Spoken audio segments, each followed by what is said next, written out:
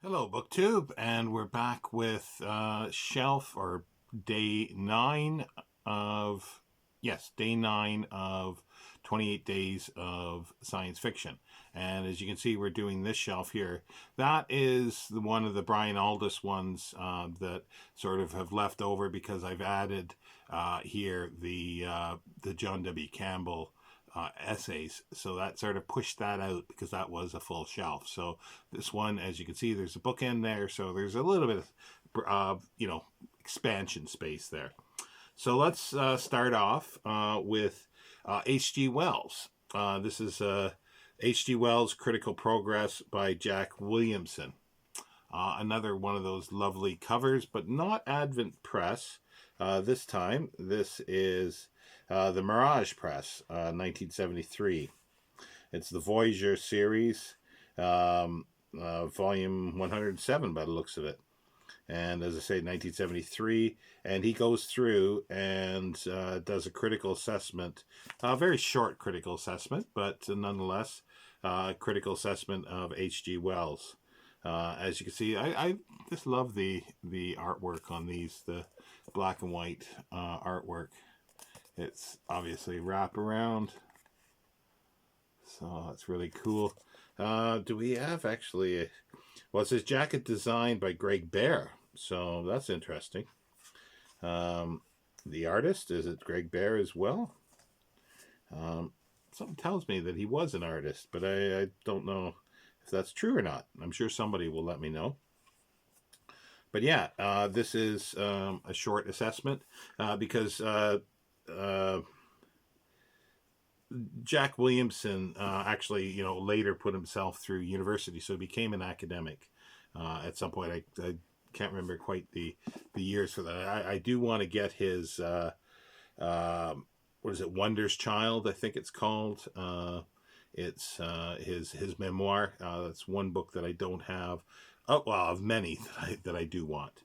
But here's an early biography of H.G. Wells. It's probably the first biography I think that was really done during his lifetime. And there's an interesting bookplate in there. Never checked out the name at all, but an Ex Libris bookplate. I kind of like that. And also a news clipping. Bromley High Street about 1875. Here, Wells' father kept the shop. So there you go. Don't know where that's from, but newspaper or newspaper paper magazine.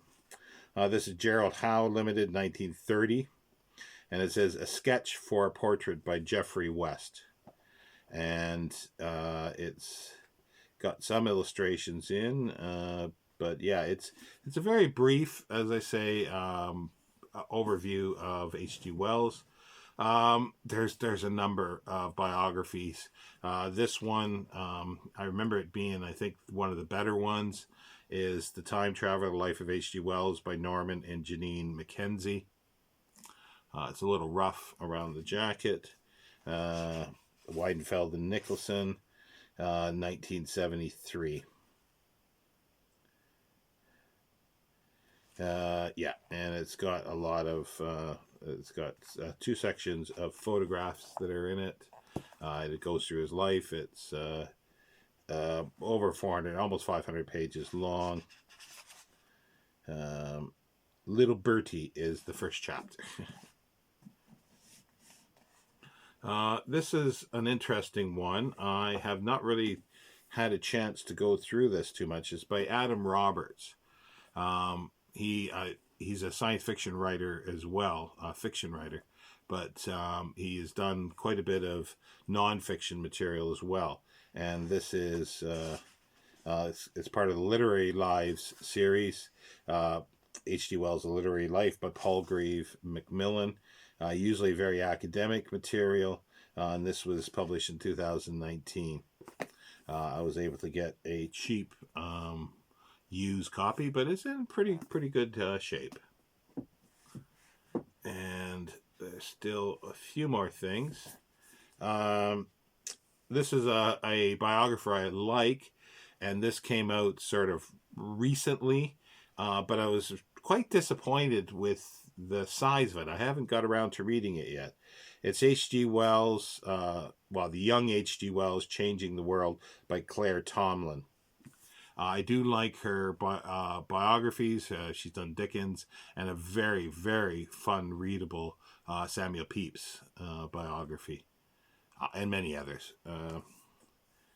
And yeah, this came out Viking Press in 2021. But as I say, just the size of it was a bit disappointing. It's like just over 200 pages. So I don't know. I will get around to reading it eventually, but I'm not having huge hopes for it. This was a nice sort of find. There is a 4-volume letters of H.G. Wells, which I'd love to get. It's 4 volumes by Pickering, I think, Press. It's out of print now because they've been gobbled up by another sort of academic publisher. But this is George Gissing and H.G. Wells, a record of their friendship and correspondence, edited with an introduction by Royal A. Getman. And it's both their letters. It's got a number of things here. The Small Library Company. Just a thank you for buying it. There's a newspaper clipping in here from the Daily Telegraph. A letter from our own correspondent. I think that's what, oh no, maybe that's not what it is. Oh no, yeah. It's a review of the book. I was looking at the wrong side of it. But yeah, it has an introduction. It's the Rupert Hart Davis, 1961. And yeah, it's got letters back and forth to Gissing and Wells. But on the back here, there's other intriguing ones. Henry James and H.G. Wells, a record of their friendship, so the same thing. And then Arnold Bennett and H.G. Wells. I do have a collection of Arnold Bennett letters. So these two would be nice to chase down at some point. Now we move on to L. Sprague de Camp, his sort of big memoir. It's on cream paper, which is kind of nice. Time and Change, an autobiography. It was published by Donald M. Grant, publisher, which we've already seen. I think up here. I think that's probably the bottom of there, about the science fiction in old San Francisco by Sam Moskowitz. This is L. Sprague de Camp, edited by Catherine C. de Camp. It was published in 1996. I believe it was well, no, it can't be posthumously. But it was edited by her. I'm not too sure because I got this a couple of years ago, and again, it got into piles, and I haven't had a chance to look at it. But it does have a little snippet in there, a little bit that's signed by Catherine de Camp and L. Sprague de Camp. As I say, I want to get the Jack Williamson autobiography as well, because I've got the Frederick Pohl, I've got like Heinlein never really did anything, but the reason, like, they're all sort of part and parcel with Isaac Asimov and that all that sort of era. But this, I do like the cream paper, and it's very textual paper. Let's see here. Does it say anything about the paper? It doesn't. But yeah, it's a chronological autobiography with a section of photographs as well. And here we go. When he was in the Army, he was actually stationed in Philadelphia at the same place where Heinlein and Asimov was for a time. Now we've got another Advent press that I do like. This is very different sort of cover, but it's Advent Publishers. And it's a collection of, it's called Footprints in the Sand. It's L. Sprague de Camp and Catherine Crook de Camp. It's a literary sampler illustrated by C.H. Burnett, published, as I say, Advent Publishers, 1981. And it's got fiction, but it's also got quite a bit of essays and nonfiction in here as well. Tributes from friends like Robert Heinlein, Lynn Carter, Isaac Asimov, Poul Anderson, Andrew J. Offutt, Patricia Jackson, George Sithers, and then selections from his writings, some thoughts in verse, strange happenings, dreams, and surmises, stories for the not so young. So yeah, it's a collection of a little bit of everything. Questions to the authors. So I've put it here. It might eventually get put into fiction, but I think at the moment I'd like to keep it here. Now we come back to our writers of the 21st century, and this is Jack Vance. Orange, but typical of the color, it fades. And that may never have been in the sunlight. Just normal light will do that. Edited by Tim Underwood and Chuck Miller this time, but the general series editors are Martin Harry Greenberg and Joseph D. Olander. It's very much like the other ones, a collection of essays, Taplinger Publishing, and this is 1980. This is one of the last ones, I think, that were done. Yeah, it says available. We got Arthur C. Clarke, Philip K. Dick in preparation, Ray Bradbury, Robert Heinlein, Robert Silverberg in preparation, Stanislaw Lem, Theodore Sturgeon in preparation. Those were never done. The ones in preparation. Philip K. Dick was, so that's probably the last one that was done. Taplinger, as I say, 1980. And we've got Norman Spinrad, and I say by Norman Spinrad, Robert Silverberg, and just a general assessment of Jack Vance. Now we move on to Arthur C. Clarke, a sort of memoir. It's called The Science Fiction Autobiography, Astounding Days, with Clarke in a spacesuit in space. This is a cool picture on the back here. This was actually it was also used on the cover of Foundation Journal. Let me see if I can find the full picture of it, if it's in here. No, it's not. There's no photos inside. But anyway. Well, here's Arthur C. Clarke meeting the Pope at the top, but then there's the little thing with his collection of astounding science fiction in the back, the pulps. And it's literally what it says. It was published, though, in 1989 by Victor Golan's publishers. And it just goes through science, his love of science fiction, discovery of it, and so forth. And it's all the way through here. And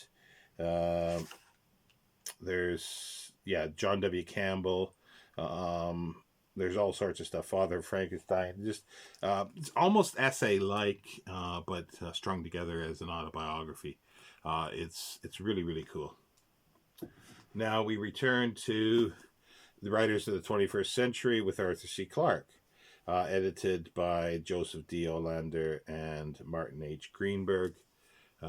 This, I had to put it in another dust jacket protector because the one that was in there was shrinking and rippling the dust jacket, and it doesn't seem like it's flattened it out fully, but it's still got wrinkles. Let's see here. This is published. Oh, it's a review copy. It's got a review slip that's in there, and this is Toplinger again. 1977. Same process. Essays. Thomas D. Clarison. Let's see if any of the other authors. No, none of the other authors. I don't think we've passed. But it's like The Outsider from Inside Clarke's Aliens, of Myths and Polynomies, mythological content and Clarke's fiction. Expectations and Surprises in Childhood's End, So yeah, so a study and critical study of his fiction. Now we've got, this is a really good collection of essays, collected essays 1934 to 1998. It's Greetings, Carbon-Based Bipeds. This is the American edition, I think it is. Now there's a list of all his writings. So yeah, he was quite prolific, was Arthur C. There's a really good biography that I'd like to get of him. I can't remember the author's name, but this is edited by Ian T. Macaulay, St. Martin's Press, published in 1999. And it's literally a whole collection of essays on various things. Like there's rockets and radar, beneath the seas of Ceylon, just all sorts of Kubrick and Cape Kennedy, story of execution, Tomorrow's Worlds, yeah, just all sorts. It's a really, really good collection of essays, but it varies. There's some science, there's some other material, and not all. It's not specifically science fiction. This was an interesting thing. I was expecting to buy a hardcover of this. It's got the jacket to it. Arthur C. Clarke, 1984 Spring, A Choice of Futures. But it's actually a proof copy, or advanced reading copy, uncorrected proof. And it's originally was set to be published on this, I guess, in February 1984, but it says something February 17th, 1984. There's more specific date that's been crossed out. And it, again, is a collection of essays. I don't know if somebody originally charged £45 for it. I think I only paid a couple pounds for this. Ballantine Books, Del Rey book, published 1984, surprisingly. So yeah, so this has, as I say, a collection of essays. And for some reason, somebody has put the dust jacket of the, I believe, well, the hardcover on it. But yeah, but because it's uncorrected proof, it's hard to throw something like that away. Now, we've returned back to Writers of the 21st Century with Ursula K. Le Guin, edited this time by Joseph D. Olander and Martin H. Greenberg, who are the general editors as well, overseeing the series. And again, it's a collection of articles. It was a library of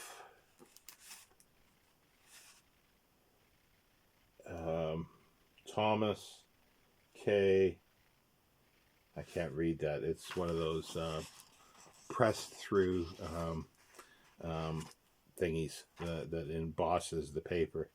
Taplinger Publishers, again, 1979. Let's see here. Any names that we've come across so far? Not really. Margaret P. Ensmond, Peter Brigg, Peter S. Alterman, Philip E. Smith II, N.B. Hayes. But it's like, an essay on the study of the left hand of darkness, the Earthsea trilogy. At this time, I think there was only 3 at that time. There's a couple essays on the Earthsea series. So there you go. Here you go. This is, I mentioned this before, the Starmont guides. I really like the original ones. I'd love to get the whole set of them. Some of them were done in hardcover as well. This is Samuel R. Delaney. This is Starmont Reader's Guides to Contemporary Science Fiction and Fantasy Authors. Series editor was Dr. Roger C. Schlobin, I think it is. In print, it says Arthur C. Clarke. Second edition updated Philip Jose Farmer, Joel Haldeman, Frank Herbert, Theodore Sturgeon, Fritz Lieber, Hal Clement, Alfred Bester, David Lindsay, Samuel R. Deney. Forthcoming, Philip K. Dick, H.P. Lovecraft, C.S. Lewis, H.G. Wells, Jack London, Olaf Stapleton, Robert Silverberg, A.E. Van Vogt, and Roger Zelazny. an updated version of this. Now, they're very short, as I say, but they're a very good introduction, and I love the artwork that are on the covers of these. They are becoming hard to find. The binding is very poor on these things, but this was published in 1982, and it's just an overview. And who was the author? Jane Brahman Weidman. And this is Starmont Reader's Guide number 10. As I said, as I showed with the Isaac Asimov one, they are reprinted, digital reprinting with ugly jackets. I don't know why. It'd be so easy to redo these, but unless there's copyright material or problem with that, I don't know. Oh, this should have actually been back with... yeah, this should have been back with Jack Williamson. It's a little, in memory of Wonder's child, Jack Williamson, April 29th, 1908 to November 10th, 2006, is appreciations by a number of authors. A little thing by Hafner Press, which we will see in the fiction section. And this is, this is signed by a number of authors that's in here, or the contributors. There's a number of them. I haven't actually sat down to figure out. Connie Willis, I see. I'm not sure who else is in here. We got Connie Willis. Let's see if I can find out who everybody is here. Let me see. Looks like this is Walter something or something. It's not. See, I don't see all the names. Oh, here we go. Walter John Williams has signature on the title page. And as I said, we got Connie Willis there. Let's see here. Let's see if we can find everybody else. It's a little difficult to see. But the people that are in here, appreciations, James Gunn, Joe Haldeman, Greg Bear, Mike Resnick, Walter John Williams, Stephen R. Donaldson, Michael Swanwick, Kristen Catherine Roche, David Brin, Kevin J. Anderson, Frederick Pohl, Robert Silverberg, Frank Robinson, Connie Willis, Charles N. Brown, Patricia Caldwell, James Frankel, Bradford Liu, Rick Hompton, and Elizabeth Ann Hall. Yeah, it's going to take a little while to decipher. It's a very, very slim little thing, but it's really cool. And being signed by so many authors adds to the coolness of it. Now, here we go. Christopher Priest, The Interaction, edited by Andrew M. Butler. This was published by Foundation, the Science Fiction Foundation, 2005. Foundation Studies in Science Fiction. They did one on Babylon 5, which sold out very quickly. They provide a PDF of it, but I'd love to have it in book form. But last time I think I looked, it was £100 and some for a little paperback about this size. So yeah. This is Christopher Priest, The Interaction, edited by Andrew M. Butler, and it's a collection of essays about Christopher Priest and his writings by Graham Slight, Giles DeMay, Nick Humble, and Andy Sawyer, Matthew Wolfmeyer, Nicholas Ruddick, Thomas Van Paris, Victoria Stewart, Andrew M. Butler, and Paul Kincaid. So it's a little appreciative critical study of Christopher Priest's writings. Now we go to Ray Bradbury. I think these are in order. This is a wonderful biography, a 3-volume biography by Jonathan R. Eller of Ray Bradbury. This is, I think, volume 1, Becoming Ray Bradbury. It was published by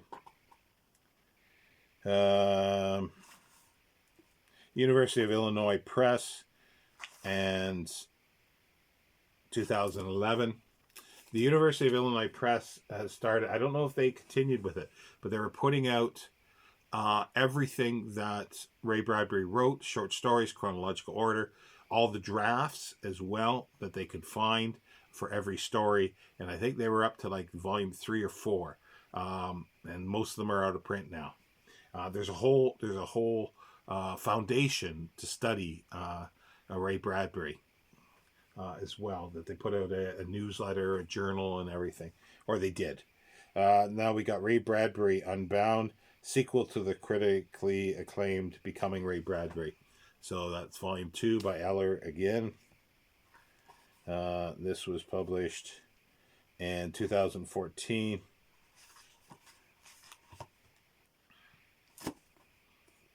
They could have done it in 2 volumes, but yay. Why not make it 3 to charge more money? Bradbury Beyond Apollo, the conclusion to the trilogy that began with Becoming Ray Bradbury and Ray Bradbury Unbound.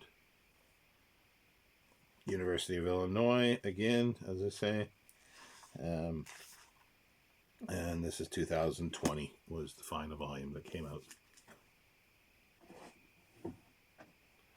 Now, we go back to this Conversations with Ray Bradbury. We saw that with Isaac Asimov, a volume. And it's a really interesting University of Mississippi Press. This is edited by Stephen L. Angelus, and 2004. There are, I think there's a Ursula K. They don't list this Literary Conversation series. Peggy Whitman Prenshaw is general editor. I believe there's a Ursula K. Le Guin volume, and yeah, it's just a number of interviews,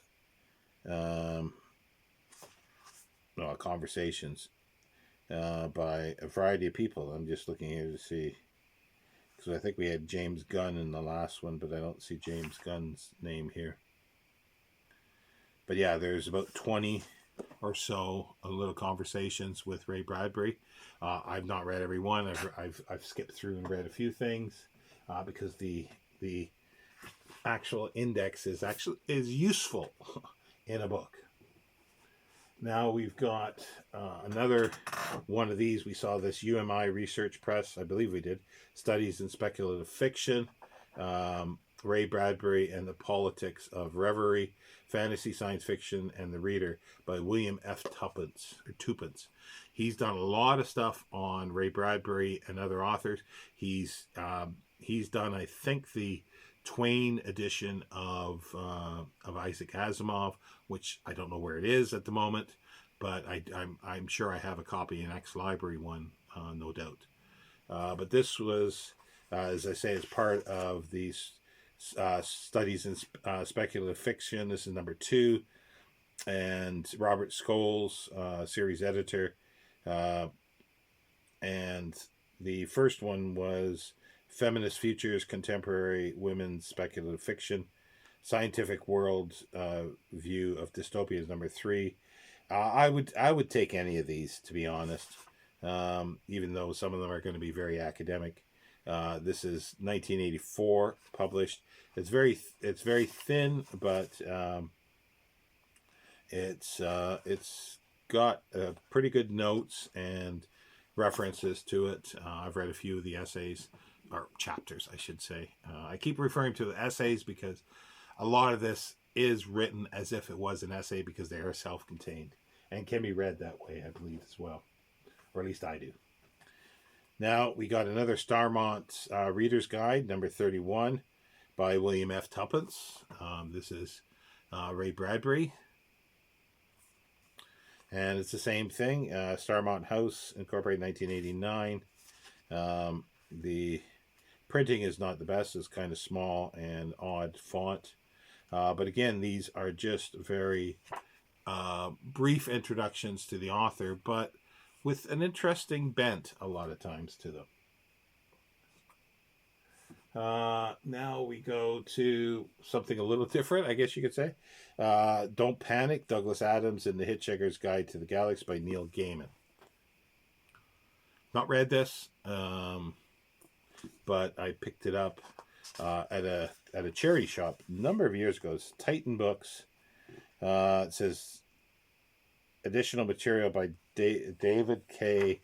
Dixon and M.J. Simpson. This was published in 2003. So it's a brief biography of Douglas Adams. As I say, I have not read it yet. There's a few biographies of Douglas Adams that are out there. Here we go. This is a reprint, and I've got a little paperback version of this as well. But it's The Worlds of Edgar Rice Burroughs, or Master of Adventure, The Worlds of Edgar Rice Burroughs by Richard A. Lupoff, forward by Michael Moorcock with an essay by Philip R. Berger. So those are additions to this. It's University of Nebraska Press. It was print on demand, I believe. Yeah, Lightning Source. Originally was 1965, and then it was 1968 as well, and then 2005 is this edition of it. It's a really good. I have a really rough mass market paperback of this, and then when I saw this so cheap a number of years ago, I thought I better get it. I haven't reread it. I read this. It must be almost 40 years ago, I guess, in a little mass market paperback. So, but when I saw it again, I thought I better get it because it was so cheap. Now we've got The Correspondence of Edgar Rice Burroughs and Herbert T. Weston. Edited with an introduction by Matt Cohen. It's called Brother Men. This is Duke University Press, 2005. And yeah, it's, I'm not sure if it's got... It does have the correspondence back and forth between the two men. Now, the last one for this is a massive... There are dozens of biographies of Edgar Rice Burroughs. This one is an amazing one by Erwin Porges. Edgar Rice Burroughs, the man who created Tarzan. This is... I used to have a nice... slipcase edition paperback that almost fell apart when I first read it. This one is actually quite interesting. It's Brigham Young University Press, introduction by Ray Bradbury, and there's pictorial editor Hubert Burroughs. Now, it's got several signatures. What's his name now? He was a fantasy or sort of horror editor, Hugh. I can't remember his name, but it's a number of signatures in here. It's to Hugh. I hope you enjoy this as much as I've enjoyed your books. Erwin Porges, January 13th, 1976. And then Celie, his wife, in 2000, April 8th, 2000, says, wonderful seeing you and being with you again. Such memories. So it's a really interesting collection there. I just can't think of his name. Hugh Lamb? Hugh Lamb, that's it. Yeah, Hugh Lamb. And I think that's his signature up at the top there. But let's just see the signatures again, which are really cool. So I couldn't pass this up. It was so cheap as well, and it's well illustrated. Mostly all. I don't think there's any color in it actually, but it's all black and white photographs and movie stills, title pages, magazine pulp covers. but in black and white, as I say. So yeah, so there ends day 9, and we'll be moving down to this one, which is magazines. Thank you, BookTube.